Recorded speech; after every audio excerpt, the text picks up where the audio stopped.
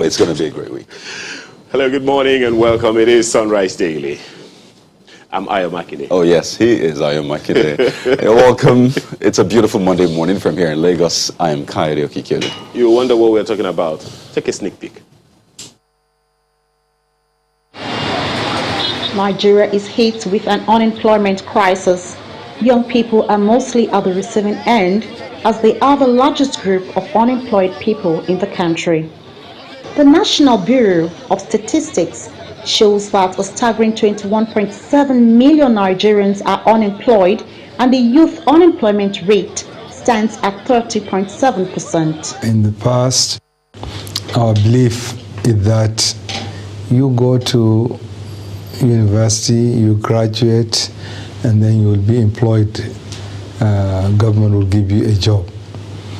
It is no longer the case. Abdul Mumin Idris is a graduate of Bayero University, Kano. In the absence of getting employment in the formal sector, he has ventured into animation. I and a friend were just discussing, like, okay, I think we went to Ife, because I served in Osun State. So we went to Ife, and then he was like, okay, this story, Oromio this, Shango that, and the rest of them like that. I was like, it's something interesting that, okay, but this story are not told, because these are like more like myth or deities that we have. We all hear about Zeus and the rest of them from the Greek mythology, but you don't hear much of the ones in Nigeria and the rest of them. So we're just discussing, and then I said, okay, why not we should just create an animation company where we can tell these stories. Esther Olumorote is pursuing her passion for bag making and using it to earn a living. Anytime I see a bag, I'll ask, please sister, sorry, I used to make bag. I like your bag. Can I snap it? They say no problem. I say, please, can I video it? They say no problem. I'll snap it. I'll video the side. If possible, sometimes I used to go about with my tape roll. I'll measure it. I'll quickly jot it down. If I go home, I'll work on it. And that's how I start. In a country contending with huge levels of unemployment, acquiring entrepreneurial skills is a critical alternative, and it appears more young people are looking to this direction to become self-reliant. We visited Government Girls Secondary School Hassanat Sufi in Kano, where skills acquisition is an integral part of their curriculum. If you look at the students, there are some in the section of tailoring where they acquire the skill of how to make to sew clothes. They are trained to do that. So the government in general and the school in particular tries to empower the student and to acquire skills. The truth remains that with a population of about 21.7 million unemployed youths in the country, it might just be about time to redirect energy towards acquiring entrepreneurial skills at all levels of our educational institutions. This, experts say, will serve as a key towards economic and sustainable development. From Kano Metropolis, Nanchin Vincent, Channels Television News. Very interesting, wouldn't you say? The challenge is constant.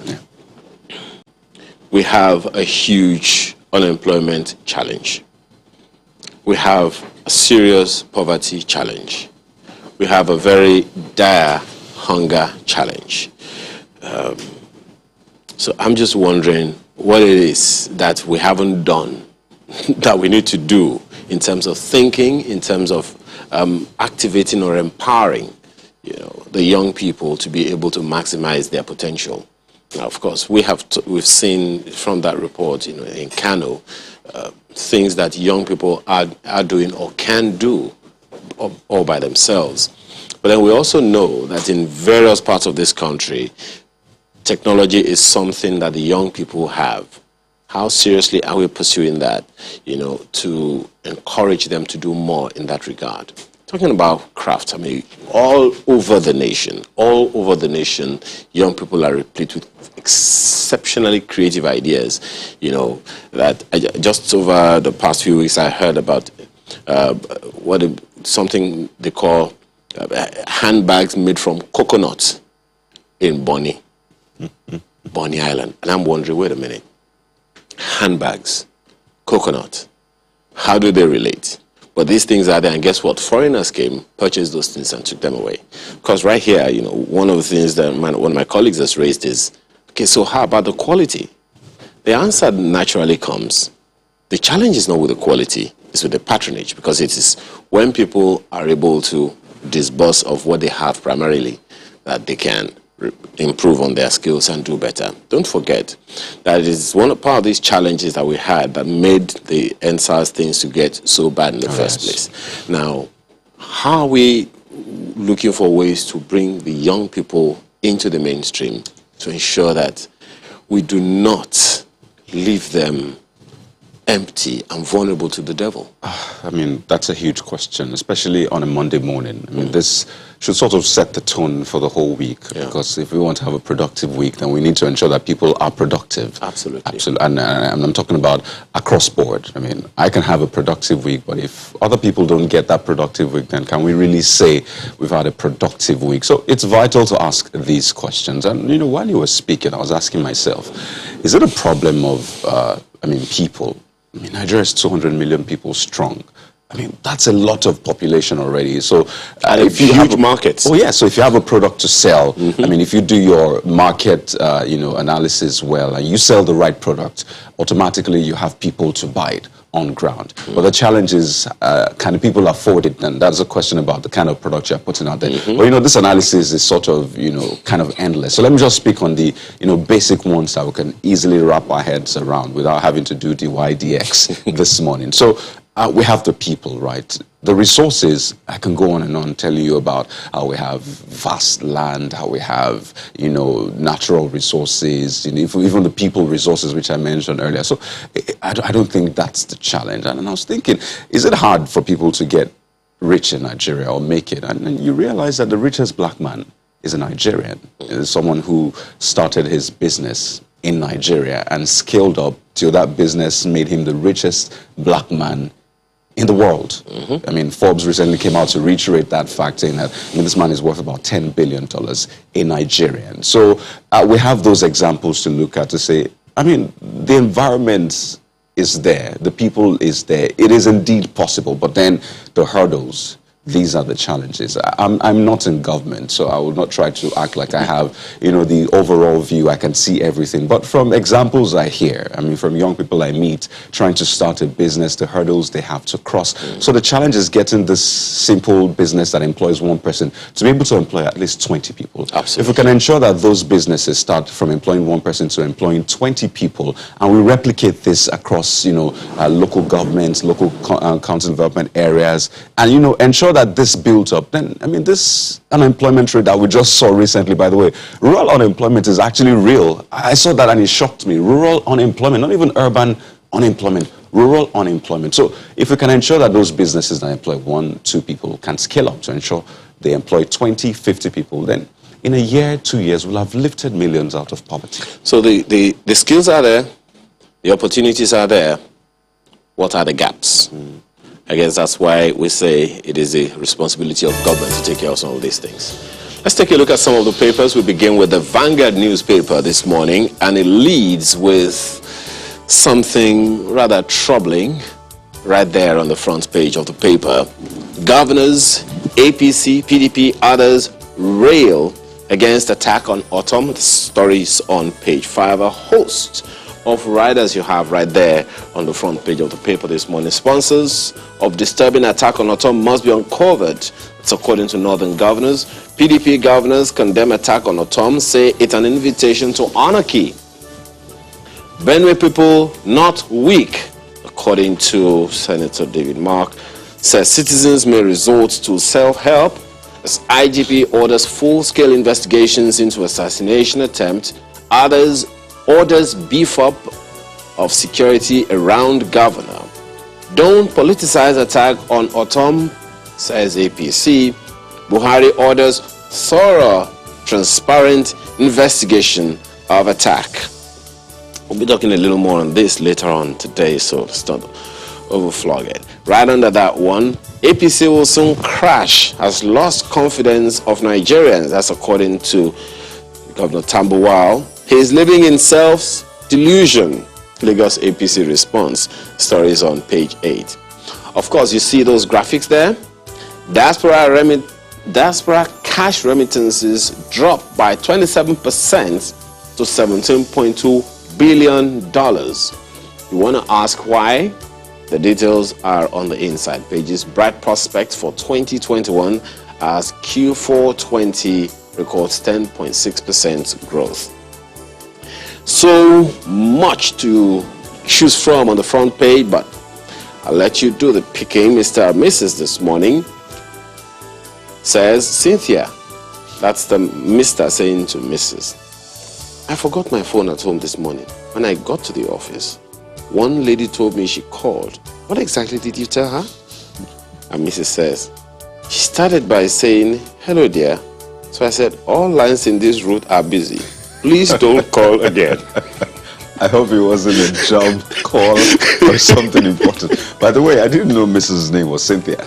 Well, that's this Mrs. You know there are so many Different Mrs. Mrs. The back page has Sports Super Eagles camp opens today, along with several other stories to pick from. As the Vanguard today.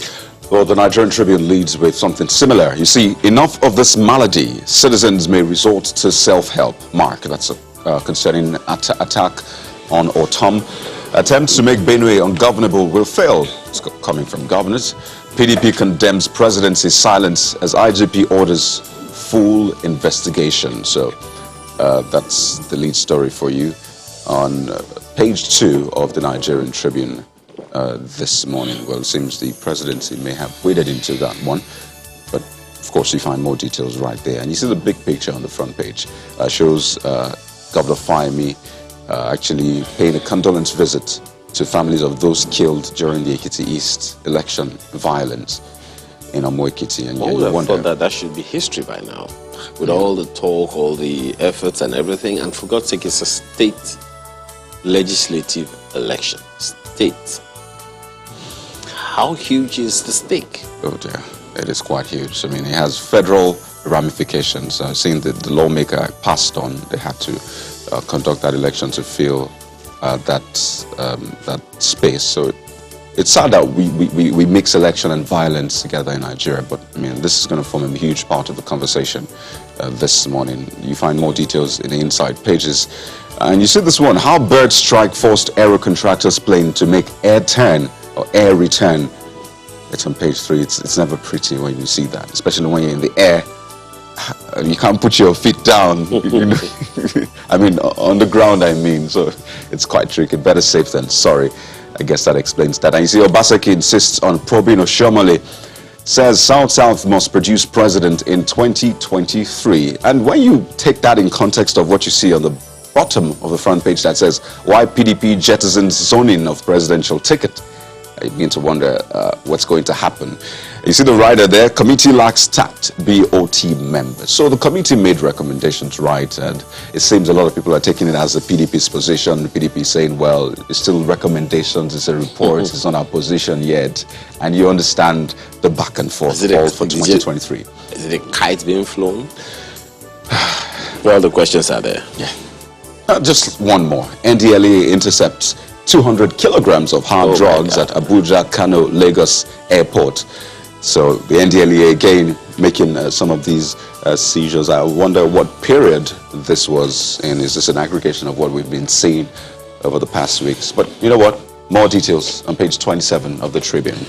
The Guardian newspaper leads with award-winning movie Yumofe returns to Nigeria after successful run at world's top film festivals. Acclaimed Nigerian films will premiere in Lagos on Sunday, April 18. The details you'll find on the front page continues on page 6. Governors, others condemn attack on Otom as group claims responsibility. Attempt to make Benue ungovernable, unacceptable, says NGF. David Mark warns against pushing citizens to self-help. Attack is invitation to anarchy, according to the PDP. I thank God for saving me from herdsmen, says Otom. IGP orders investigation, deploys officials to Benue. Investigation. The question someone would ask you right now is, what happened to previous investigations? But then, the details are on the front page continues on page 6. And here is someone, don't rehabilitate, sell Port Harcourt refinery. Experts tell FG. Page 7 has that one. Why are you smiling? That's the Guardian this morning. You know, it's just the flurry of debate over this, and you don't understand why. I mean, from what we have seen in the past, you understand why a lot of people are skeptical.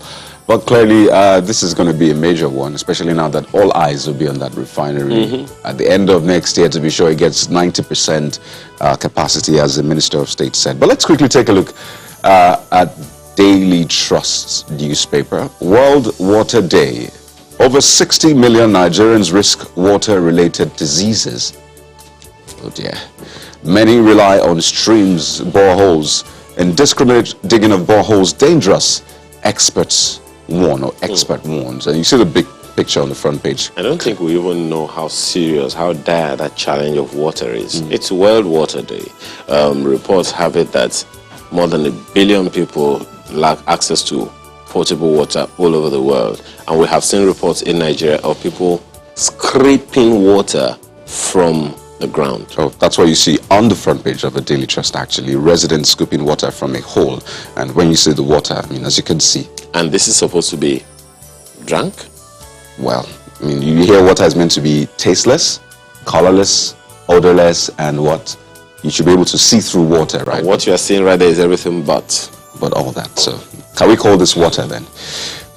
You see, Nigeria's corporate existence under threat. That's coming from Northern Governors. It's on page 4. And just one more. Presidency must return to South Baseki. That's ahead of 2023. There's some interesting report on the back page of sports. You see, Leicester dump Manchester United out of FA Cup. But that's just half of the story, really, because Kelechi Iheanacho scored a brace. Don't forget, he scored a hat-trick the last time. Now, a brace. What will be next? A hat-trick and a brace. Well, that's a Daily Trust for you. Good morning, Mokwe. Good morning, gentlemen. Looking at the picture on the front page of the Abuja Inquirer, that will make you chuckle a little. If I may just quickly look at it for you, you see there, population growth threatens Abuja master plan. That's according to the minister. You're talking about water just recently. I think one of the things you didn't point out was that the picture actually was taken of a village, Dangba village in Abuja. Very sad. But looking at what you see on the front page of the Abuja Inquirer there, the picture there says something about a recycled made in Nigeria car. Yeah, a recycled made in Nigeria car made from scraps being inspected by 2 police officers to ascertain its roadworthiness and safety just before the closing ceremony of the 2021 Tech Innovation Exhibition at the Eagle Square in Abuja. And I'm just trying to imagine what will happen if this vehicle should eventually make it to the road. Just a little curious. But the picture there is very interesting. You also see there, Autumn Northern Governors back IGP on investigation. That's also on the front page. A number of other stories at the bottom. Over 86% of Nigerians lack access to safe drinking water. That story is also on the front page of the Abuja Inquirer. But the lead story, population growth threatens Abuja master plan. And it's from the minister. Let's leave it there for the Inquirer. The Daily Times newspaper this morning has a completely different story from all that you've listened to so far, and it's quite interesting. Gowon wants rotation of presidency among 6 regions, governorship in states and others. There's a whole new angle to the debate of restructuring, consequently. But the story is on page 2 of the paper today. Refinery. Knox prays for FG on $1.5 billion Port Harcourt refinery rehabilitation, among several others this morning on the front page of the Daily Times newspaper. But when you flip over to the leadership, here's what you find. Reps bill. Lawmakers already have powers to summon president. Others. That's coming from SAN, but if there's anything we've seen, let me take the writers first. Say there are enough constitutional provisions binding on all public officers. Legislative activities may be disrupted as parliamentary workers begin nationwide strike tomorrow. That's Tuesday tomorrow. So that's another thing to look out for. It's a national, at the federal level or states? Well, the details on the inside pages. But you know about this reps bill, the president was invited, summoned, whatever term you want to use rather, and this never happened. So if you're saying that they already have the powers, clearly that power didn't seem strong enough. So this is a major one. The question is, the powers are there. The question is the National Assembly willing to wield it? They wielded it last year. Or was it half-wielding? Was it wielded? It was. Because the invitation was that was not a summon. That was an extended to the invitation. It was president. supposed to be a summon. If it was a summon, it's a different thing altogether. I think it's just this mutual respect thing that we're looking at, and then political considerations and all of that. Okay, just one more. INE's allegations against Okumbo, malicious, baseless, false. This coming from the police. If you've been following this, then you probably know about that. That's the leadership for you. Marco. Well, let's really look at New Telegraph for you. Attack on Autumn. We won't accept attempts to make Benue unruly. That's according to the NGF. Buhari, Atiku, APC, PDP, OB condemn attack. Don't push citizens to seek self-help. David Mark warns. Benue Governor, Nigeria sick on life support. Miyetti Allah denies attack. IGP orders probe. Beefs up security around governor. The story is on page 2 of the paper. It looks like it's a developing one, one that we yet to see the end of. But look at this one. NAFDAC, Covishield, same as AstraZeneca COVID-19 vaccine. So the explanation is there now. Page 2 is where it is. You also see this one, our Probo Shomale's administration. It's according to the governor of Edo State, Obaseki. It's on page 6 of the paper. And then if you look at the bottom there, 2023, zoning, cash crunch, frustrating presidential hopefuls. Buhari's disposition, fear of third force, also liable. Let's leave it there for New Telegraph. The Blueprint newspaper is also interested in the attack on Governor Autumn. As Buhari IGP order probe, governors say attack on Autumn a rude awakening. President backs probe, says attack on one is attack on all. Attempt to make Benue ungovernable will fail, says NGF. Citizens may resort to self-help. Mark warns. Its invitation to anarchy, unravel perpetrators. PDP, ABC say. So many other stories on the front page of the paper this morning. All right, Nigerian News Direct is next. Leads with $500 million signature bonuses. Controversy trails transparency of marginal fields bid process. As money bags allegedly hijacked the process. Minister to address contending issues on Wednesday. Well, the previous rider, as money bags allegedly hijacked the process. So you find all that on page 3. And this is a reminder really for Nigerians. Watch out for original AstraZeneca vaccine labels. NAFDAC tells Nigerians. It's COVID-19. So we need to know what the original one looks like. If there's going to be really a way to identify, is there a barcode you need to scan? But basically, we need to understand what we're looking out for. And you see, I'll be first governor to hand over to successor in Oyo, according to Makinde. So a couple of other stories really on the front page of Nigerian News Direct. Marco. Unplugging budget deficit fuels high inflation, job loss. That's according to the experts there. You can see it. Plugging budget deficit fuels high inflation, job loss. Essentially, I think what they're saying is borrowing, right? Because, I don't know, you might want to read it for clarity, just so that, I'm not quoted out of context. Attack on Governor Autumn. PDP slams Buhari APC over silence. Party governors say its invitation to anarchy. IGP orders full investigation. That's also on the front page. Why we prefer northern presidential candidates in 2023. That's according to the PDP. But I thought they said they were throwing it open. Have they decided? Have they made up their mind? You might want to read details. To adopt Bala Mohammed committee report on open bid for tickets, that's also there. And you also see there, despite attractive valuation, banks fail to draw foreign interest. Okay, lubricant market faces challenges of multiple levies, low profit is also there as well. Let's leave it there for Daily Independent. And we leave it there for the papers this morning. First topic coming right after this break.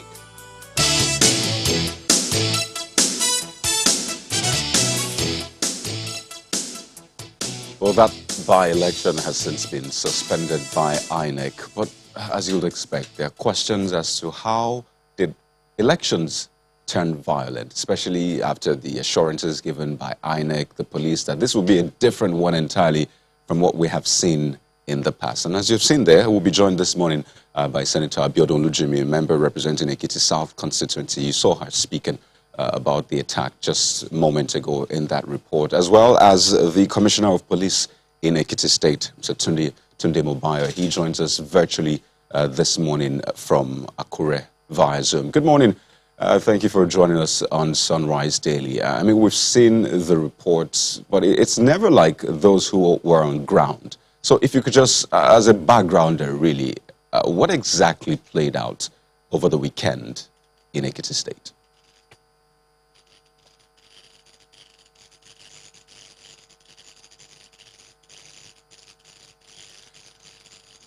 Okay, Commissioner, if you can hear me, I'm trying to get a background for the benefit of those, of course, who are not in Ekiti State, who, I mean, the best they have probably seen media reports and visuals coming in from there. But you were on ground. So tell us, what exactly played out? And regarding casualty, what is the number we have precisely?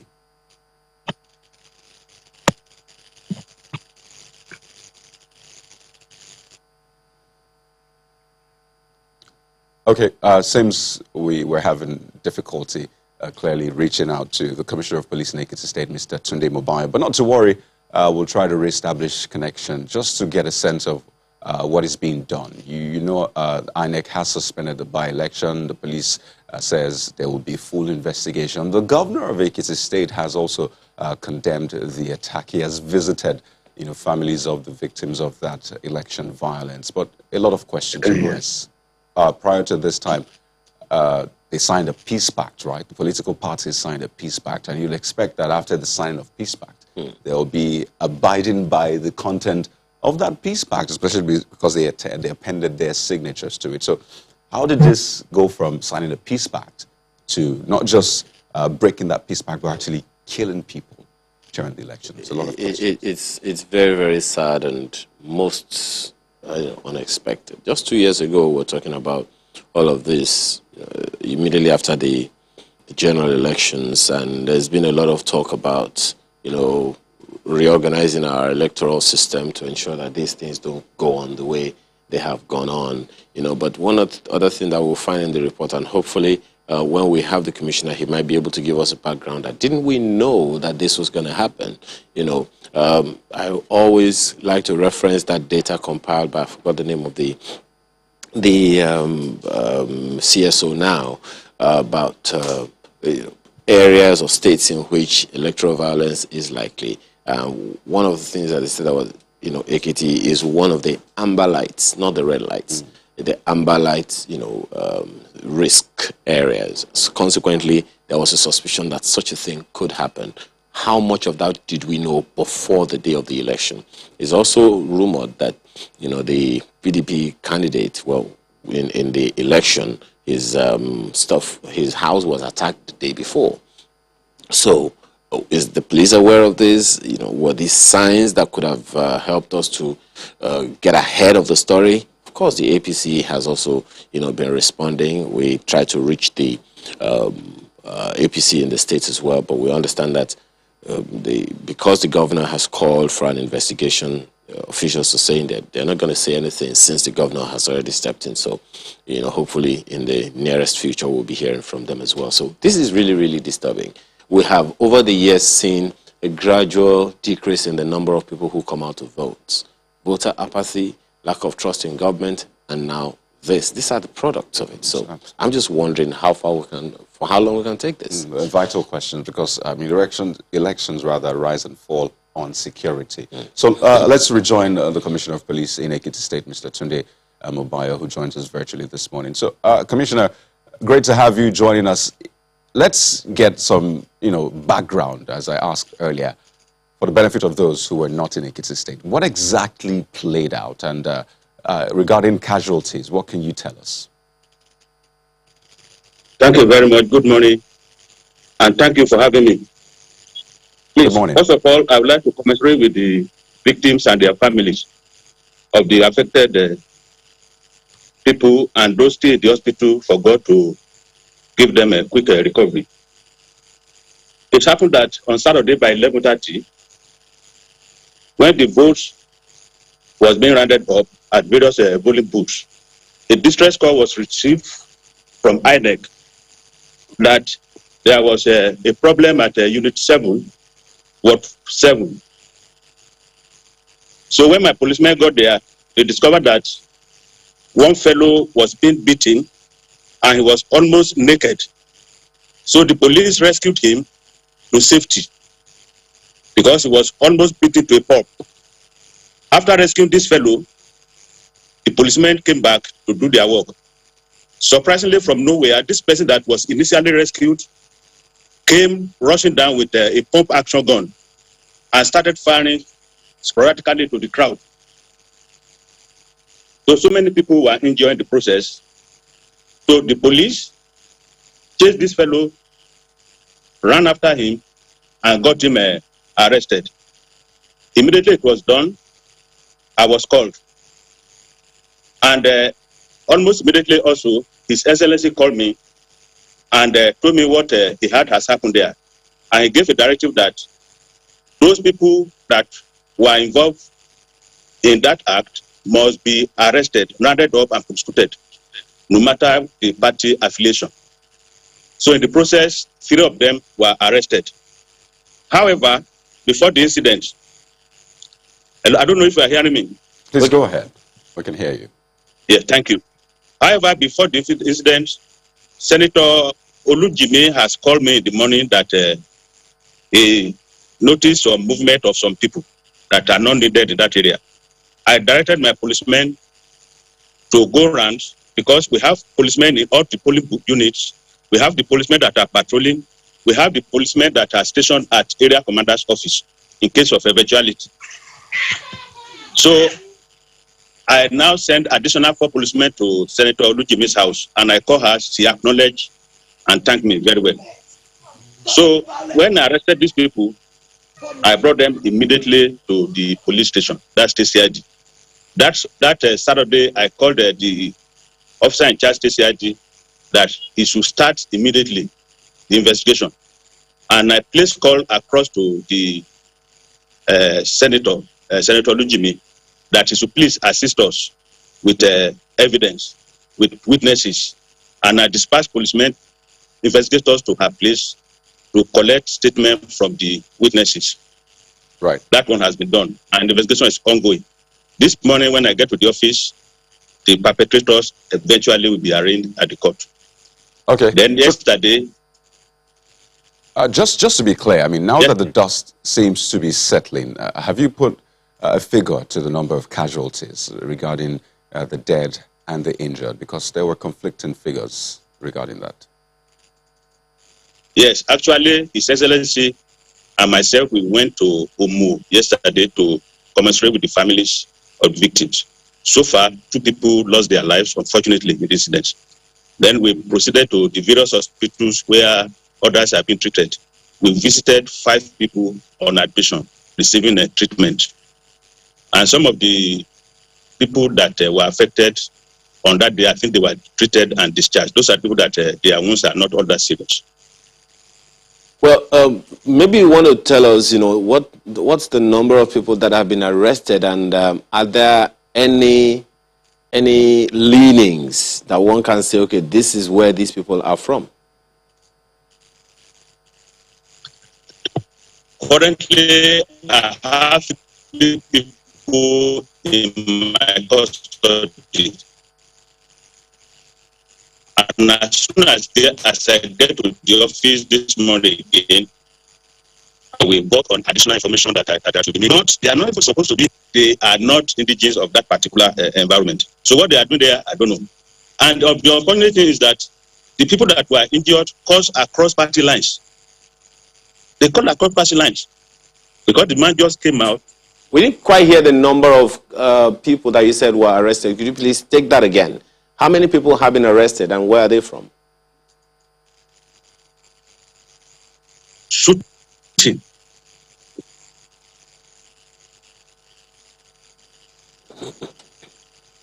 Oh dear. Well, it's we need to arrest this, connection issue, because just at the point where he's about to tell us just how many people have been arrested. He actually said it, but the glitches didn't allow us to quite hear. But the interesting angle of what he mentioned, that some of those people were not from the state and that they probably didn't have political leanings, is very, very interesting. So one would need to find out on whose invitation did they come into the state to disrupt a peaceful protest. Yes, I think it's important for us to get this closure, really, because time and again we hear about attacks, disruption of elections, snatching of ballot boxes, sadly, shootings and killings. And eventually arrests are made, sometimes not made, but this time we've made arrests. So we need to ensure we follow that trail to where it leads to on whose tab did this happen? So, well, we have a commissioner back now. Well, yes. Could you please go ahead, tell us the number of people that have been arrested and where are they from? Just those thoughts. I don't know what was wrong with the network at the time. Please go ahead. Yes, like I've said, I have 3 people in custody that we appear in court this morning. And when I get to the office, I will invite the OC CID. If we have additional names, we work on them. And equally, I will use this medium to please inform people that have used information about any other person that are yet to be arrested who are involved to please come forward and give us such names so that we can work on them, please. Did you also say that the people that have been arrested were not from the state? No, I mean, they are not from Umu. They are not even supposed to be there to even vote. If they are eligible voters, that is not even their unit where they are supposed to vote. On that day, they are not supposed to be there. Well, the natural thoughts in people's minds would be, this is a political hatchet job. Some political interests, were being served. Is that something you can confirm or you're still investigating? No, actually, investigation will show that one. And then, like I've said, whoever, those people that are involved, wherever they are, whichever party they belong to, if I have that information, definitely I will get them arrested and prosecuted accordingly. Okay, Commissioner, now regarding security at the polling units, I think it's something worth getting some clarification on. So just how well secure were those polling units? Because I know prior to the elections, you had promised that you were going to provide adequate security in collaboration with security agencies. So other security agencies. So how many policemen were attached to polling units? How many, maybe NSCDC officials? Just how well protected were polling units during that election? Actually, we were very lucky that the election of that day just covered a very small area. We have enough policemen on the ground. We have minimum of 3 policemen per polling unit. And, the policemen at the polling unit, they are not supposed to carry weapons. So what we did in collaboration with other security agencies that came forward to assist us, what we did was to deploy those policemen at each polling unit, minimum of 3, some places 4. And I have men that were going around on patrol. I have men that were on standby. The fact is that if the place was not adequately policed that day, we wouldn't have been able to apprehend those people. And this person that pulled the trigger, actually, we thought he was a victim when he was being beaten to a pulp. For his own security, we got him and rescued him from the mob, only for him to come back with the pump and action and started shooting. Okay, it's quite interesting, painting that account. Now, questions arise how this built up.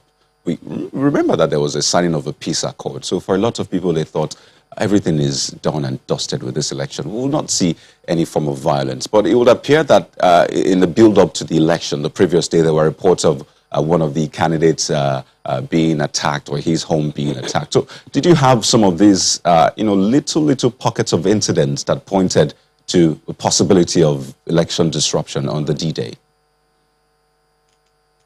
There was no clue before the election. Actually, before the election, we had meeting with stakeholders at INEC office with the INEC commissioner in attendance. And we discussed at length with all the party agents that came. And we pleaded for them to allow us to conduct this election in a free and fair atmosphere. We did this one. And nobody thought that place, or something like that will happen. The election was almost concluded. What went to this person's head, nobody knows. Nobody can really predict that such a thing will happen. Because when people were voting, nothing. People were voting. It was when it was about to be rounded up. And if this guy, I was told before that incident, he went to that place and slapped a woman. That was when they wanted to beat him. That was when they wanted to lynch him. And the attention of the police were drawn to that scene. And we went there to get him, to rescue him from the mass, from the public, only for him to turn back and cause that casualty. Okay, Commissioner, just a moment. We've been joined by Senator Abiodun Olujimi, who is a member representing Ekiti South constituency on the program this morning. Good morning. Thank you for joining us on Sunrise Daily. I mean, we've seen your account of what happened, and I mean, witnessing that must have caused quite a toll. I mean, you were visibly shaken. So first, experiencing that, what exactly did it do to you? Thank you very much for having me. It's traumatic. I'm just getting to relieve it and to really look at another side of politicking. But before I start, I must commend the Commissioner of Police. But for him, we won't be where we are.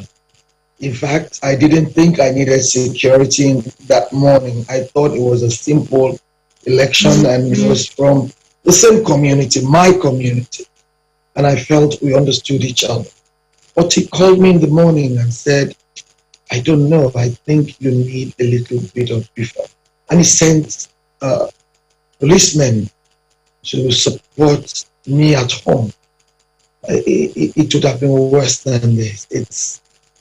I've never seen bodies on the floor like I did on that day. But I had to stand because everybody ran away. And I was left alone with only one person to support me. Now, the question for some people is, were the stakes really that high for people to engage in such extremities, really? So what were the stakes really? And what would push anyone, politician or otherwise, to go that length? The stakes were not high. And it's just one seat out of 26. 25 already secured. So there was no reason at all for that. Other than that, there were political permutations. Don't forget that our gubernatorial election will come soon. And people needed to prove that they were in charge of their areas. If not, there was no reason at all. Because they didn't go, the ballot boxes had been snatched at some other units before coming to mine. Oh, I believe when they got to mine, the crowd was too much. Naturally, I have one of the heaviest polling units, and the youths usually gather there. And so it became a big problem for them. I don't know the calculations, but it was really a goal. There was no reason at all. And more than anything else, I am a sitting senator. There was the need to also allow me to at least man my unit, but they thought they needed that unit more than anything else. If not, there was no reason at all. No reason at all for it. Well, Senator, it raises the conversations about electoral violence to an all-new level altogether, wouldn't you say? Oh, of course, yes. Like I told the good people who called me yesterday, we need to have a conversation around that. We're such a homogeneous community. The community where the election was taking place is such that we are all one family. The people that are there, they're part of it. The ones in APC and the ones in PDP are from my family. Why will we kill each other? We have to have a conversation, especially in Ekiti, on electoral violence. It has to stop. And to stop it, I believe one of the things we must do is to criminalize the issue of guns on days of election. Anyone that brings in gun must be shot at sight. And we must allow policemen, maybe one, to carry a gun or something, because all they wanted was to carry the ballot box. But because it was impossible to do, that was why the random shooting took place. And anyone that carries ballot boxes must be dealt with decisively on the spot. Well, Senator, I believe there are so many things we need to do. Yeah, well, you are very correct on that in saying that there are so many things that we need to do, because it's not the first time we're talking about this, and so many suggestions have been made. Well, gratifying to know that you are a sitting senator. What then should be done now? The next general election is less than 2 years away. Well, we thank God that the Electoral Act is still work in process, work in progress. We must look at it again. Election violence will be taken to an all-time high the next time around if we're not careful. Where did these men come from? Why were they bearing guns? I saw a Beretta. I hadn't seen it in a long while. I saw a pump action. I saw several pump actions. The real policemen were not carrying guns. How did they come about the guns? Someone must tell us. The police must be able to unravel it. They must tell us who brought them. How did they get there? Why were they bearing guns and ammunition? Because there was even a woman amongst them. I am asking the police to please unravel it, because this cannot be pushed under the truck any longer. Well, we have seen this face to face. Well, Senator, good to know that we have the Commissioner of Police also with us on the program. So let's just put this question to him. Now, Commissioner, this case will perhaps be a litmus test, will be a test case really, to see how well the police will handle this electoral violence case, such that it serves as a deterrence in future. So you say that they will be charged, they will be arraigned in court, but I mean, we've seen this happen time and again, and there seems to be no closure. The cases just die down. So what will be different with this one, and what should we be expecting? Yes, thank you very much. I'm so happy now that to inform you that Senator Olujimi and His Excellency, the governor here, the two of them are really supportive, and they are interested in knowing the perpetrators and how it started. So the two of them has given me their words that any area I want them to cooperate with me, they are ready to cooperate with me. And like I've said, we have just started. The main actors have been arrested, but I won't stop at that. When I get to the office this morning, I will start in earnest to know the people that send them and to get the root of the matter. I will do that one, I can promise you. Well, Commissioner Tunde Mobaya, this is a case we're definitely going to keep our eyes on, but we'd like to thank you so much for sharing your thoughts with us on the program, and we wish you the very best, as well as Senator Abiodun Olujimi, Senator representing Ekiti South constituency. We thank you so much for your time as well, and wish you the very best. Thank you for having me. Well, that's that on that topic, but we have something more for you. Still on security, this story made the headlines over the weekend and it's still causing ripples, but that'll be after this break. Please stay with us. Well, as you can see, Dennis Amakri joins us to have a conversation on the attack on a sitting governor, and there are also reports out there that those who believe that, you know, this is the third on his person. Thank you so much for joining us this morning. Good morning. Well, this is definitely not something one wants to wake up to, but we have. It's a sitting governor. And some people believe third time it's going to happen. And with all of the headlines on the front pages this morning, exactly what are we up against? We predicted this because in fact, when it happened to Zulum in the north east, when his convoy was attacked, a lot of people didn't take it seriously. But this one again, when it happened the first time and now the third, and of course the governor has cried out. And I think it's high time we deal with it because it's coming nearer home. When ordinary people are kidnapped or attacked on the road, we make noise about it, politicians come and make comments and then go away and it dies there. But with this kind of situation, I still am worried about the day when a sitting governor will be kidnapped, and then the whole country will now be so worried, because that is a protected person. And how about unprotected civilians? Which is part of what he also commented on. And there are so many dynamics here that we are up against, really. Could you give us a picture of just the dynamics that are playing out that we probably either are not giving enough attention to or don't even know that they are as serious as they are?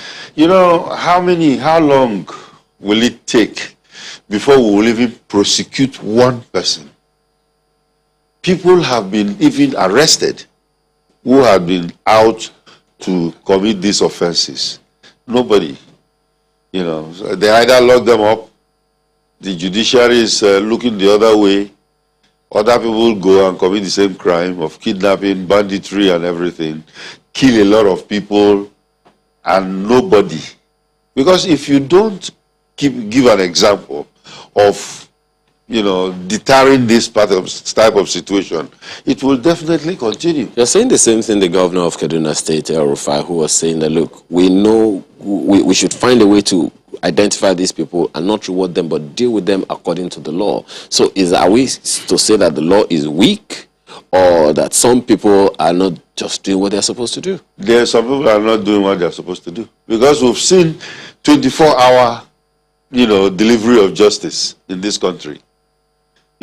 When you think of certain people that were arrested, within 48 hours, the case was already in court, and by the end of that week, the judgment has been given. So why can't these people, people that are carrying AK-47, the president has given the go-ahead. Nobody has been shot at sight, and they are still carrying these guns.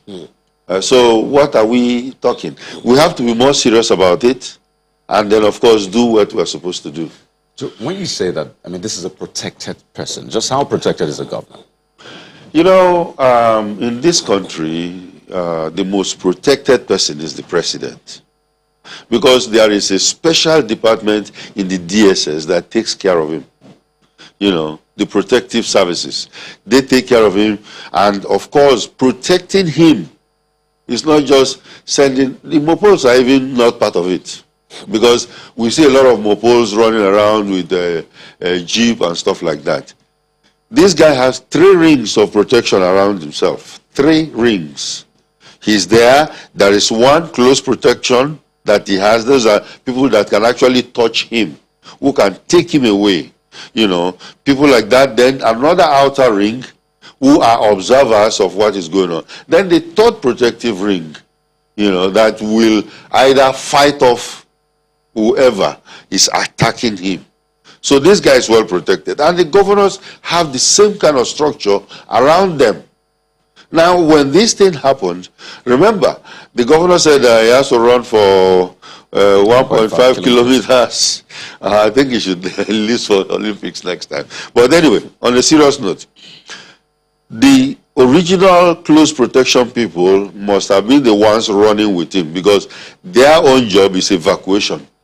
They will take him and remove him from that particular space, while the others will either be fighting back or whatever. So they will take him away and then, of course, take him to safety. And I think that was what happened here.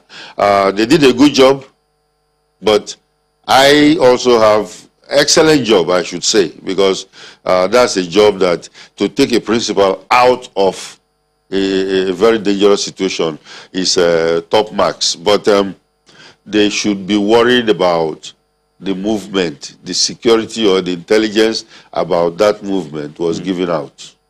So that's another place to look at. Yes. You know, when the governor was speaking there, at the end of that, that interview or that speech, he said that, what, security agencies try to get those people and then they run back, cross the river. And I'm wondering, can the security agencies also cross the river with them and get them? What did that indicate to you, really? Well, one thing is this. When a situation like this happens, the important thing is to remove the principal, like I said. Remove him from the scene. The second one will be fighting back. The third one will actually be fighting them, pursuing them. But if they cross the river, I think they have to regard that because they are not equipped to start following them all the way down. No, that's why they ask for backup. No, I think this is prior to this time. He has said time and again security agencies try to get these people in the forest, but then they run, cross the river, and then... And they are gone. And that ends. So it begs the question, what more do security agencies need? So maybe do they need the boats to cross the river? Why is it hard? If the people are crossing with the boat, why don't you also get a boat and cross? So do you sense that there are some things that are really not said, that are happening? Or I don't know, because I am not there. But I know that if a situation like this happens, and of course, you can see that's what we're saying. When children are kidnapped, why allow them to go all the way away? Follow them and pursue them, make them uncomfortable wherever they are going before they let the people go. And then you can take your people back. There's something you said earlier, Mr. McCree, and I think it's cause for concern. You said his location was giving out, intelligence was giving out about his location. That is something very, very serious. Very. Does that suggest some breach somewhere? Yes, I see it as a breach because there is supposed to be a very solid, what we call advanced party, process. The advanced party is supposed to go ahead of the governor. Anytime a VIP is moving, even the president, I know they do it a lot for presidents, but I don't know if they are now doing it for the governors, because anytime there is a movement, a VIP movement, there will be an advanced party that will go ahead, check the road to the destination, then call the people that everything is clear, you can come in now, and then they will come. And I see they are even coming. In today's world now, as the convoy is going, there might be another drone that is going ahead of that convoy to be checking the way and to see if there is ambush or something. And this happened in broad daylight. So if there are ambushes or something like that, the drone should be able to tell them, look, stop. Let's check that place out very well before you can come. So now for this convoy to be going and then in a particular location, ambushers came out to attack the convoy, it means that they know about that convoy's movement. They know that the convoy is coming and is of the governor, and they were going to attack him. So, number one, leakage of information to breach that very particular movement.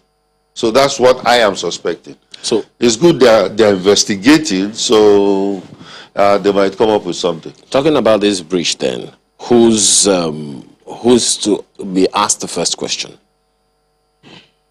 Everybody involved in that movement, But it's the baby of the DSS, because they are the close protection people. They are the ones that will send the people for advanced team. So if there is a mole in there, I think they should be able to pick it out, pick the person out. So now that you said the matter has been investigated, I mean, listening to the IGP saying that he has ordered a full-scale investigation, the president saying let there be open and transparent investigation, and whoever is linked should be prosecuted. You wonder, why first do we need to make such statements? Ask the police to fully investigate, as though they will not fully investigate? Or first of all, does that change anything? These are sometimes political statements. You know, the president is under pressure too. You know, and of course, remember, the governor is not from his party. So if you do a haphazard job or you do a partial job, the president carries the bucket. So is ordering a full investigation into it with all the facts on the table so that they can deal with it. So if he had not ordered a full investigation, would the DSS or SSN had carried out a full investigation? At the end of every movement, if it is incident-free, you still write a report that this movement has been completed and it is incident-free. If you complete the movement and there were incidents, then there will be investigation. Why it happened, how to stop it in future. That investigation must be carried out and submitted to the DSS headquarters. So whether it happened or not, there will be a report. So this doesn't really change anything, having the president say there should be an open... No, the investigation will go on. Whether he said it or not, it will go on. But what previous investigations were carried out in the case of Zulum and the two previous times that the governor of Benue was attacked? I don't know, because investigations like that are not brought out to be announced, but it might be used for training, or it might be used for debriefing, etc. Is it also used to forestall a recurrence? No, definitely. But this is the third time. Yeah, the whole idea is to forestall a recurrence. But so if it happens over and over like it has happened now, then something is definitely wrong. And then, of course, the top guys there will look at what is going on. The presidency is quoted to have said that this attack on one is an attack on all.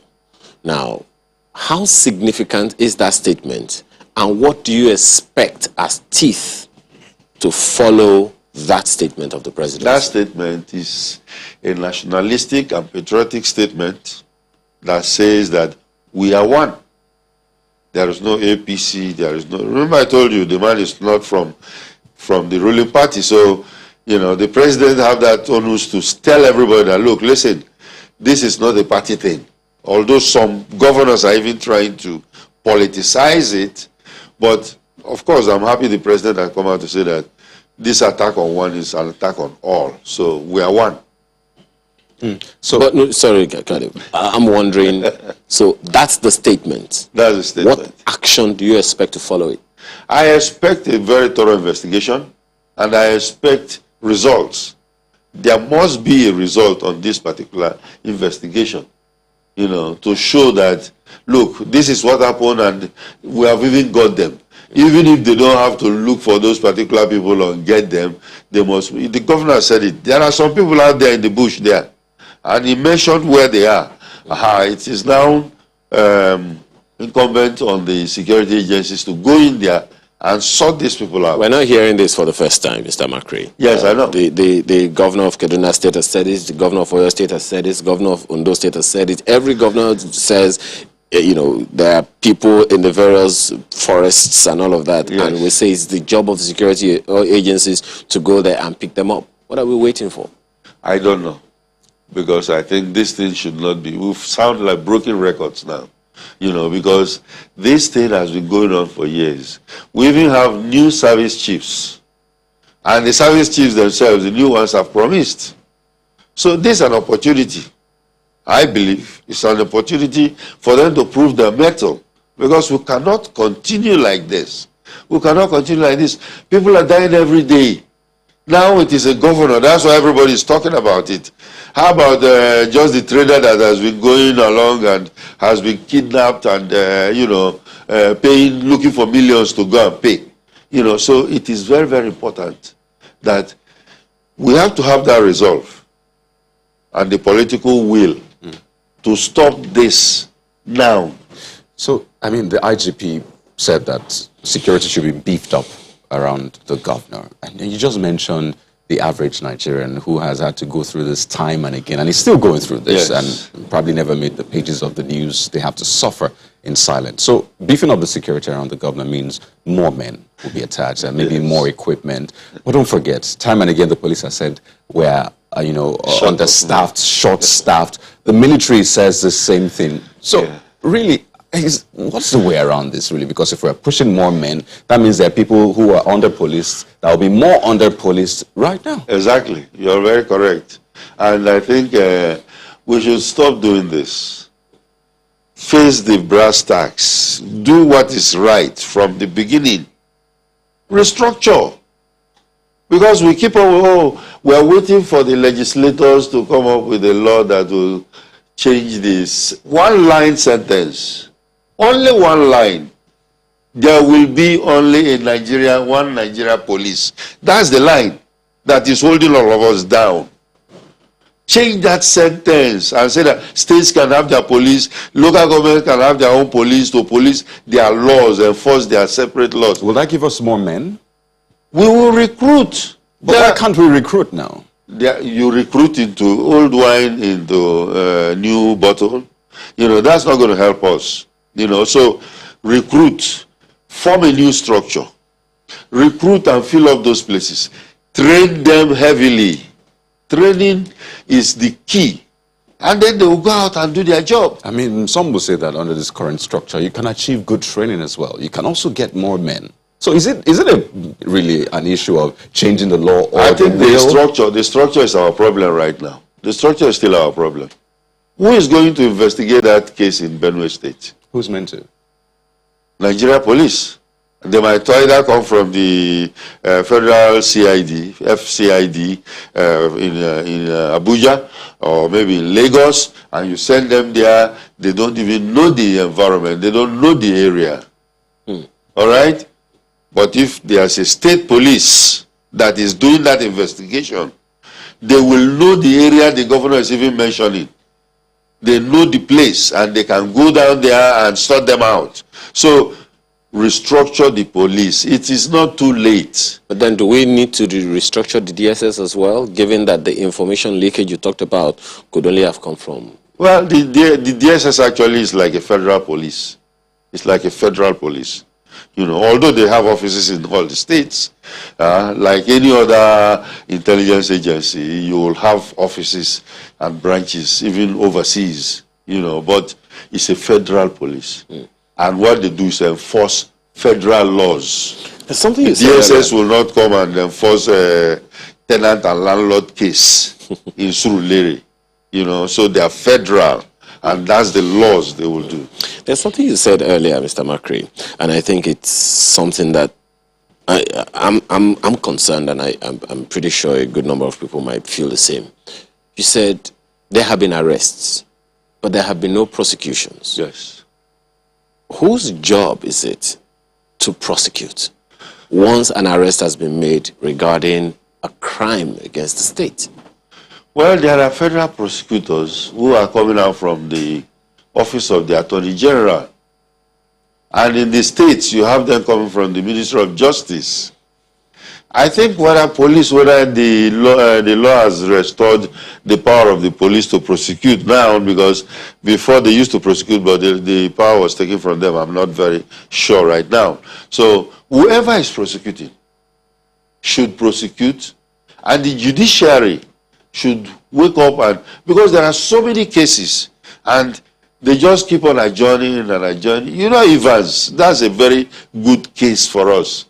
Evans is just sitting down there. In fact, his lawyers have told him, don't worry, we'll continue adjourning this case until Nigerians forget. But lawyers aren't the ones adjourning the case. No, they ask for the adjournment. They ask for the adjournment. Well, the judge can either say, well, we're not going to adjourn further. There are many, many reasons. Either some witnesses are not available, and you cannot say, oh, your witness is not available, okay, we're good. And some judges, yes, can do that and say, look, this is the last time we're going to allow you to do that.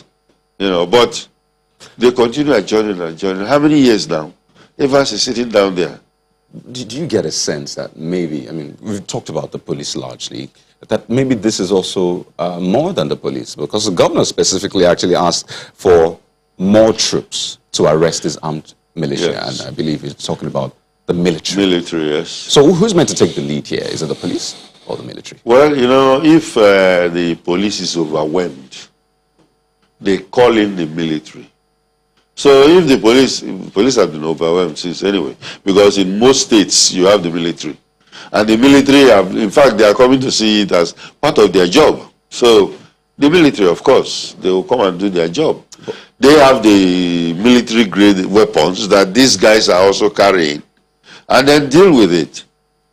But you know, another thing that you have said or not said is the level of trust in the system that seems to be whittling.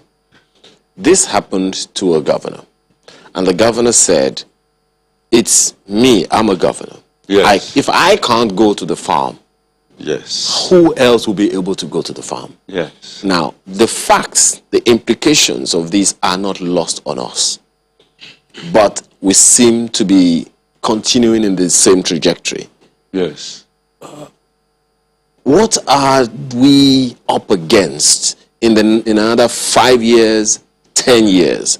The general election is just 2 years away. Yes. And if things continue this way, what are we up against?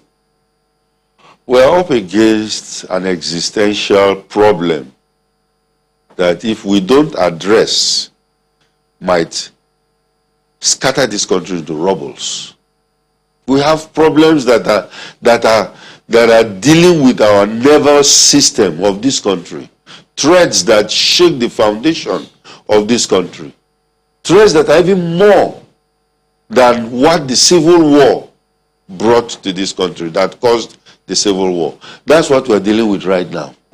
And it belongs on the politicians, because legacy or history will say it, that when they were there, they were the ones that overlooked and this problem was caused. Because how can, this is our country. Everybody is shouting. You know, I have security professionals who are my colleagues who every day come to TV and they will be saying it and saying it and saying it. And we are not seeing a lot of changes.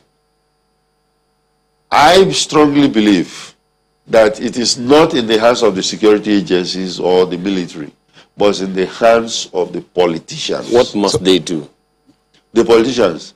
I think they better go and, you know, rebuild their political will. Because that political will they don't have is what is causing this problem for all of us. So by politicians, you mean the governors, the president, local the government members, chairman, governor, ministers, legislators, the presidency, because, you know, this is their baby. And I don't think they will allow that baby to drop. You know, we have a problem now. Which is their baby? The problem is their baby. The problem, they are carrying that problem. Oh, what a baby. So they have to deal with it. Definitely something very troubling, Mr. Makri. Yes. We can only hope. Well, some people have said hope is not a strategy, but it seems like the only thing we have right now, because it's Governor Autumn today. Who is it going to be tomorrow? Yes. That's a very, very big question, and I'm wondering how. And may I say something, please? The governors, you know, I think they have removed themselves from the problem for a long time. Let them try and get involved. Because it's autumn now. They are looking at the governors now. Before, remember, we were talking of schoolgirls. It has moved to governors now. Oh dear. And then, of course... Please, don't scare me this morning, Mr. Makri. Well, Dennis Amakri is former Assistant Director, SSS. Thank you very much for joining us this morning. Thank you for having your me. thoughts. We're back in a moment to take on another issue for the day. To stay with us.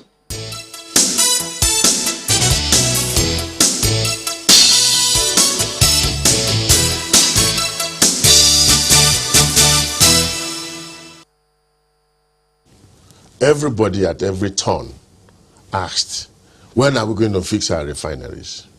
When are we going to rehabilitate our refineries? Now we are rehabilitating the refineries, and we got professionals involved in it, but unfortunately it's generating all this. But I will tell you, let me tell you how this rehabilitation is going to be funded. It's not going to be all debt. we're not going to borrow all the monies that are coming into going to the rehabilitation.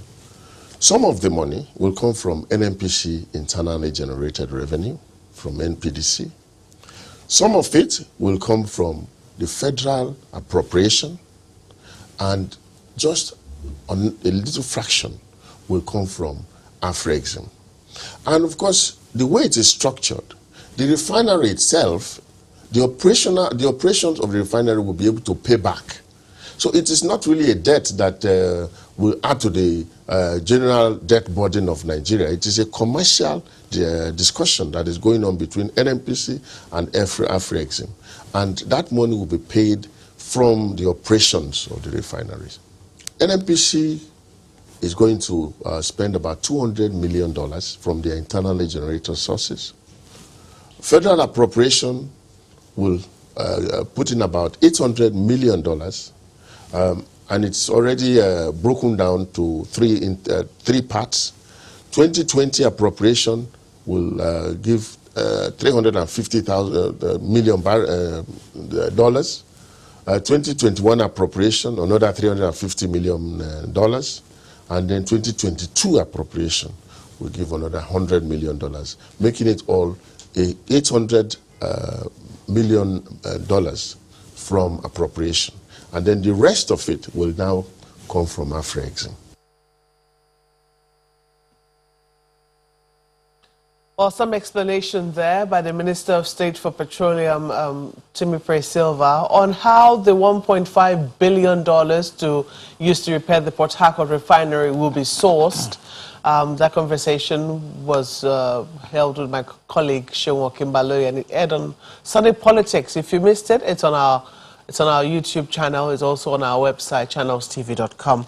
But this morning, we have two gentlemen to discuss just what they make of it. Professor Uche Uwaleke is a financial economist. He's also the former head of banking and finance at the Nasarawa State University. And we also have with us Mr. Wale Oluwade, who is the CEO of Growth Masters Consulting. Gentlemen, you're welcome to Sunrise Daily this morning. Thank you. And let me start with you, Prof. How did you receive this news of the rehabilitation after the FEC meeting on Wednesday? At the time, I went, wow. Rehabilitation, turn around again. For me, it was something we have had before. So why are we, having it now? That was my initial reaction until Saturday. Until just last Saturday, I, got more information on it. Last Saturday, I was having a lecture with some of my MBA students, about 12 in number. And usually in our MBA class, we discuss contemporary issues, aside from the topic. And the issue now veered into this Port Harcourt refinery rehabilitation. And virtually all the students were against it. They were voicing their concerns. There was only one person who works in the oil industry, that was struggling to speak. At the point, I said, let us even yield the floor to him. So we yielded the floor to him, and he explained, one after the other. By the time he finished talking, more than half of the class was convinced, including myself. So I now have a different perspective, to it. Because one of the things he said, his name is Ayo, one of the things he said is that, one, this is rehabilitation and not turnaround. That rehabilitation involves an overhaul of the entire Port Harcourt refinery. This is a refinery. Of course, you have the old Port Harcourt refinery that was established in 1965. You have the new Port Harcourt refinery that was established in 1989. And turnaround maintenance is something that should be done every 2 to 3 years. But for a long time, it has been neglected. The last time it was done for the Port Harcourt refinery was in year 2000. Okay? And so that has meant, of course, that the equipment there were left to decay. So this time around, what the government is seeking to do is to rehabilitate, and that also means changing significantly some of those equipment, bringing them up to date, so that at the end of the day, the capacity of the refinery, Port Harcourt refinery has a capacity of 210,000 barrels of oil, every day. Okay, the old refinery to is... process 210,000 barrels of crude. Yes, the old refinery has 60,000 capacity. The new one has a 130. Between the two of them, you have 210. So you now bring them, restore them to that capacity. And what that means is that you now throw into the system about 10.4 million liters, of fuel. That will go a long way in reducing the level of import. So I think it's something that is well-intentioned, especially given the fact that even if you look at the funding, just as you heard the minister say, the Afrexim Bank is bringing close to $1 billion. Then the government is bringing the 550 million or thereabout. And Afrexim Bank, as a credible institution, cannot put its foot out, cannot commit its funds in that kind of venture if it was not sure that it's going to be viable. So my whole impression, as I said, after the guys, Ayo spoke, changed. I was looking at it from the point of view of the benefits that we even stand to. Again, viable to bring in profit, or because they believe that the person who they are loaning the money to can pay back? When you say a project is viable, it means the project can pay back. And that's why it's going to be, the contract is operator and maintenance contract.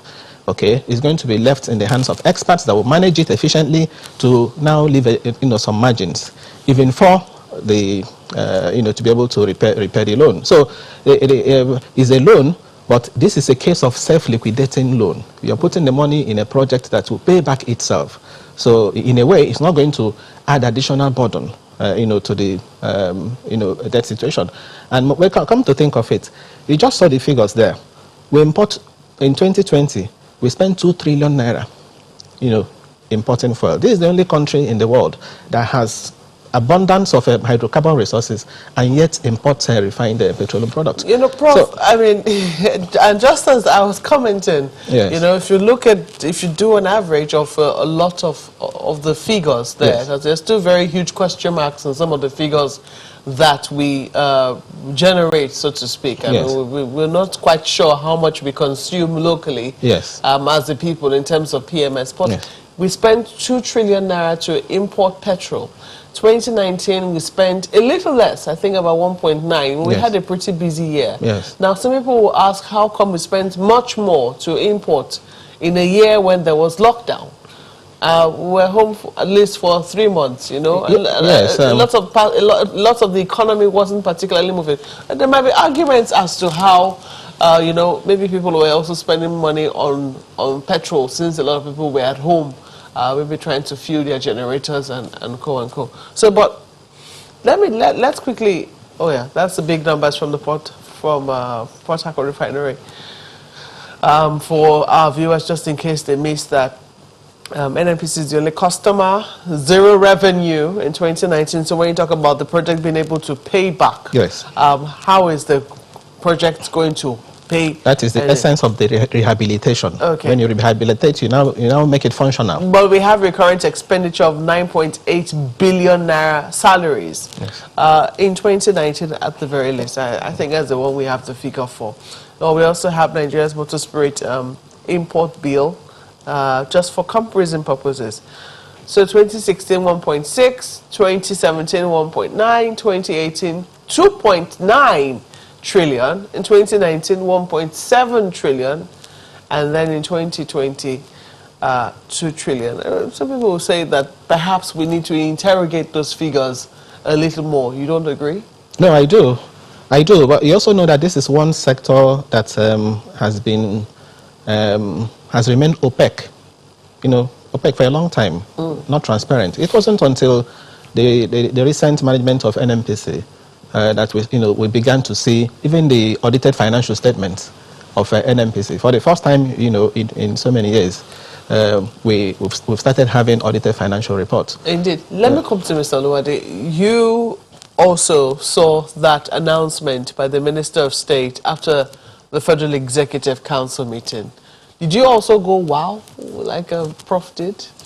Yes, Magwe. I mean, I was stunned. We were here last Monday, proffering solutions or suggestions on the way forward, for the industry. And my straightforward suggestion was privatize, liberalize the sector, privatize NNPC, and all of that. Now, when this news came out on the $1.5 billion rehabilitation of the Port Harcourt refinery, I was shocked, and that's stating it, quite mildly. There are a few, critical questions to ask. For one, that amount could have built a brand new refinery. There are two refineries in Port Harcourt, 150,000 barrels and 60,000, the old one. So even if you combine both, if you had an extra $500 million, making $2 billion, we could get a brand new refinery. And don't forget... Is that a product of research? Absolutely.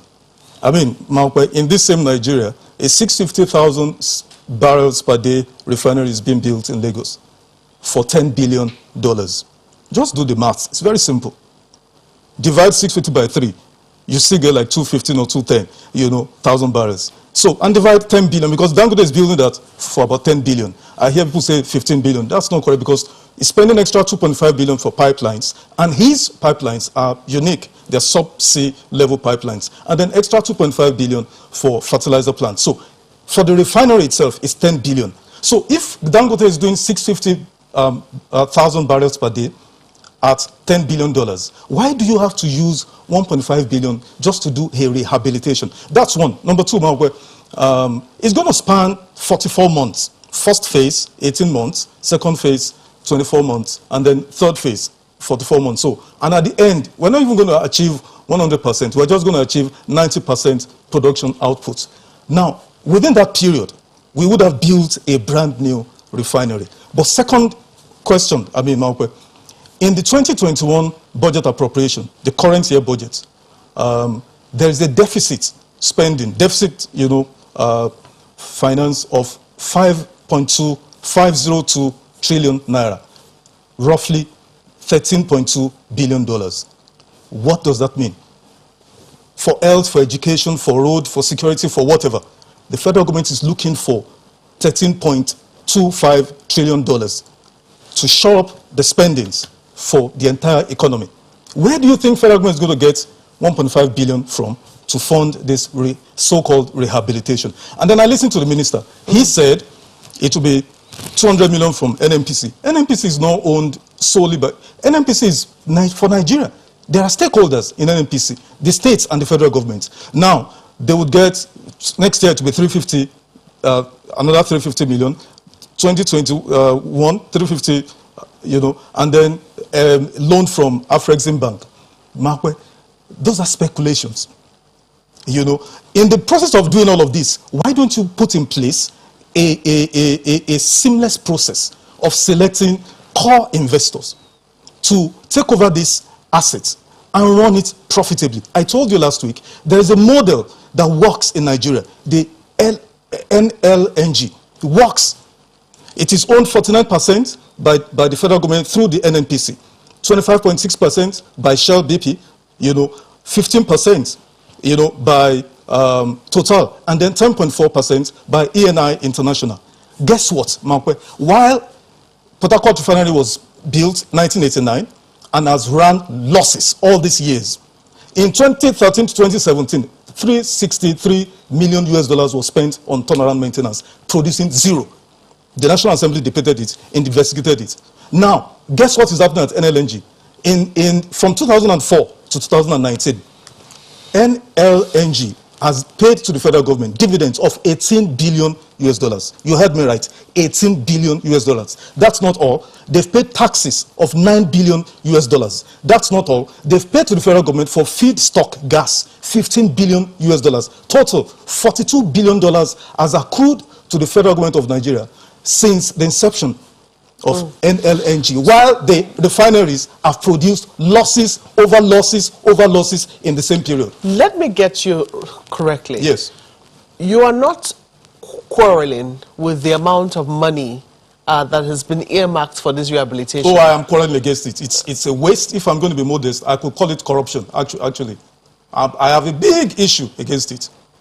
Okay, that's interesting because I mean I was trying to clarify whether it was the amount of money that was being spent or whether or not, because assuming the private entity, assuming the federal government had privatized this particular entity and a private entity said this is how much we're going to spend on this project, would you also have any issue with it? The private entity won't say that, Malpe. Take it from me. I've just told you. I've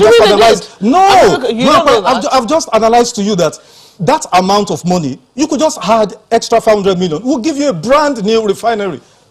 By your own calculations. Not my calculation. I just gave you. No, you are premising your calculations based on the Dangote refinery, and what you've just done is you've done a division based on the capacity. The Shell sold a refinery, 150,000 barrels refinery, somewhere in America. They sold it for about $1.2 billion US.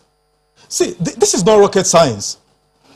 When we're talking about, I mean, if you want to buy a car, everybody knows the price of a car. Refineries are all over. In America, there are 139 refineries. So this is not something mysterious. Dangote is building a 650,000 barrels refinery for $10 billion US. So how do you justify rehabilitating? Whatever that word means, I don't even have a clue. Now, if NNPC did turnaround maintenance for $363 million US for 5 years, why are you spending 1.5 billion on just one? Now, let me come to you, Prof. You said first and foremost that when this matter came up in your class on Saturday, everybody were not in support of it, apart from one student who seemed to be in the know. Exactly. Now, this has just come like a lightning bolt out of the blue on many Nigerians, because we've been talking about not just deregulation for some time now. The grounds of Labour has been that they do not want an import-driven deregulation, and we're beginning to see the effects of that. When we saw only recently BPRA increasing the price of petrol from 165 to roughly about 212 naira per litre. And so we saw where the quarrel of Labour was in that particular instance. Do you think that there should have been a lot more feeling around, debate,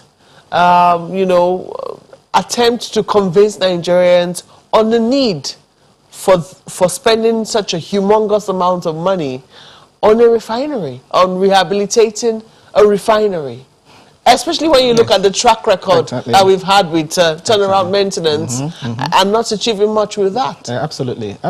Yeah, I quite appreciate the concerns of Wale and many other well-meaning Nigerians. That was also my position, initially, until I did a little research, and I also listened to experts, and I now have more information, to make the case.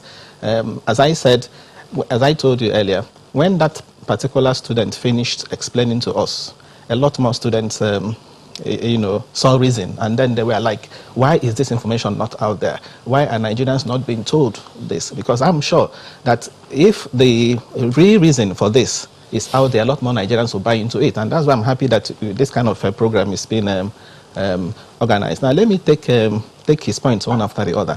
The point about 1.5 billion, why are we not building brand new refineries with 1.5 billion? The Port Harcourt refinery has a capacity of 210,000 barrels per day. And if you look at the refineries that have been constructed around the world, there is a refinery that is going on in Pakistan. Aramco is doing 250,000 barrels per day refinery at $10 billion. There is one that is going on in Kuwait, 615,000 barrels per day refinery for $15 billion. And even the one of Dangote, the figures we hear and what we have read is nowhere around $10 billion. It's between 16 billion. In fact, the latest one I saw is talking about 19 billion. And that is going to come into full operation by the first quarter of 2020. So saying that we can use 1.5 billion to do a brand new refinery of that capacity to 10,000 barrels is, I don't think it is true. The other issue, Wale also mentioned, he said a refinery was sold in California. at 1.2 billion. A refinery. The refinery is referring to is the Shell Martinez refinery in California. That refinery was established in 1916. Okay, it's 105 years old. And as a matter of fact, in 1989, it had a major fire incident. And that is a refinery that has been having issues with the California Regulatory Authority in the area of environmental issues. And what experts have said, listening to experts, what they have said is that wasn't actually Excel. It was simply a management contract. Management arrangement, for 1.2 billion. So you don't get anywhere where you would say you can build a 10,000 capacity refinery for just 1.5 billion. And mind you, it's going to be done in 3 phases, just as you rightly said. The first phase will take 18 months, and within that 18 months, they are targeting 90% capacity of the nameplate capacity of the refinery. Okay, so if we're in a position to produce close to 10,000 barrels, and I told you it translates about 10.4 million liters of petrol, you can imagine what it will do to the level of fuel imports. Now, you talked about deregulation. Why is it? Sorry to interrupt you. I do recall that only recently I had a conversation with the governor of Ekiti State, and he said that personally he wouldn't have taken a decision, given that the Dangote, well, he didn't quite use that word, but basically what he was saying was the Dangote refinery should come on stream very soon. Yes. They expected that refinery will be able to produce a lot of our domestic needs, given that a lot of the crude that will be going to that refinery will come from Nigeria. The CBN is hoping to be able to cash in on that because they're hoping to save a lot of dollars in that regard. Yes. Is it really wise, knowing that this refinery is not going to come on stream anytime soon? This decision wasn't taken any earlier. The process actually started in 2019 when the Port Harcourt refinery did a scoping of the rehabilitation exercise. Yes, but is it really wise for us to now start talking about that now? Yes, it is. It is, because it will simply complement what Dangote is bringing. Dangote is bringing 650,000 barrels per day, and if you add 210, mind you, what is even the consumption level of PMS in the country today? We are told about in the region of, even though just as you said, the figures are not exact, but we know it's in the region of 50 million liters. The entire capacity that we have today, 445,000.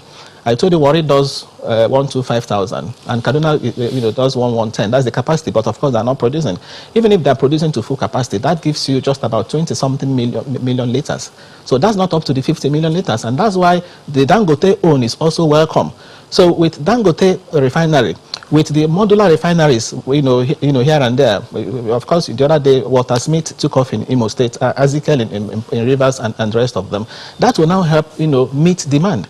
And don't forget, too, the West African market is huge. And the point I want to make is this. We have been shouting in this country that we should stop importing fuel. We are spending so much importing fuel.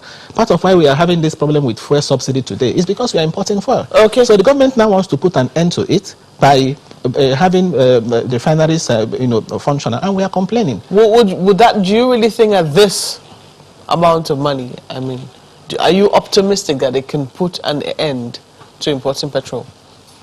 No, I don't think so. I think the federal government should cancel this, should pull back on this decision, privatize NNPC itself. Privatize NNPC? Yes, of course. Commercialize NNPC, sell off the shares. The model of NLNG, the PIB, actually intends to privatize, commercialize NNPC, to have a national petroleum asset management company. But like I told you last week, the ownership is still federal government. 40% Ministry of Finance, 40% Ministry of Petroleum, 20% Bureau of Public Enterprises. It will still end up having inefficiency, corruption, and wastages and all of that. Follow the model of NLNG. That's the best practice globally. I just told you here, Maokwe, facts. 18 billion from 2004 on a yearly basis. That is 1 billion, 1.2, 800, it fluctuates, but total 18 billion dividends.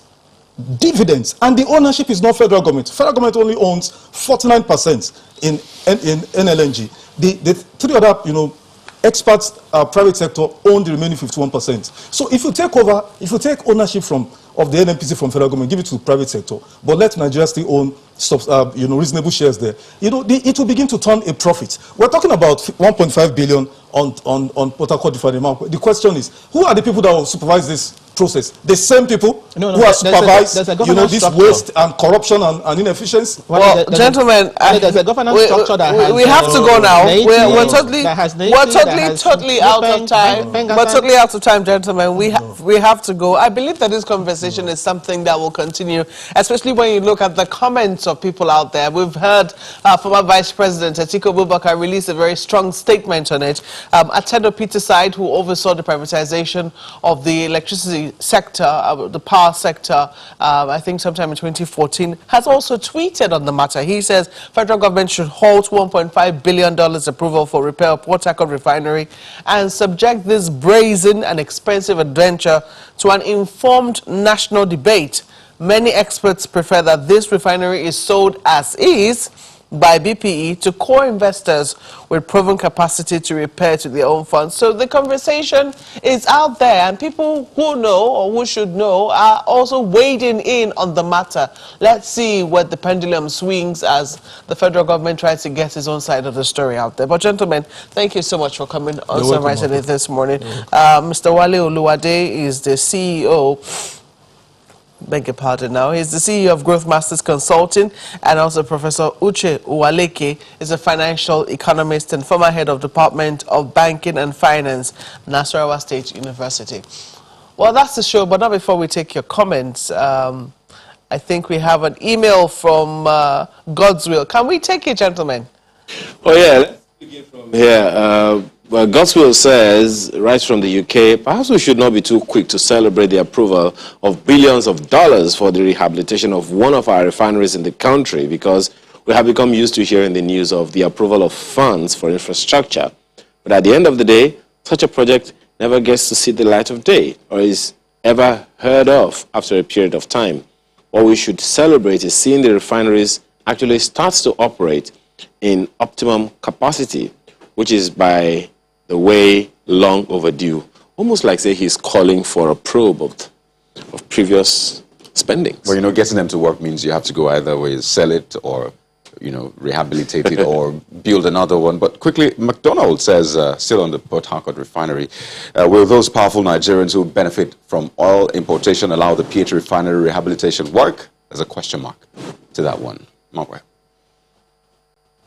It's a big one there. And this one from Otu Idris said, your guest said a new refinery will cost $2.5 billion. It says it's being guided by emotion and not facts. And then he goes on ahead to give examples of recently built refineries, but I don't think that is, that was not sent to me via mail. Yeah, Professor, and I can arise here. Politics inexorably has become the biggest business and the shortest way to affluence in Nigeria. If ordinary House of Assembly elections can attract this level of violence, it means Edo and Ondo election were a farce. Government must purge itself of those citizens. Those citizens. I'm looking for the right president. Oh, yeah. There's so much messages and tweets, but I would like to thank you so much for sending them in. What a show it has been. Well, the conversation continues as usual. Thank you so much for joining us. I am Kayode Kikulu. I'm Ayo Makinde. Have a wonderful day and please remain safe. Do have a productive week ahead. Thank you for watching. I'm Mark Welgun Yusuf.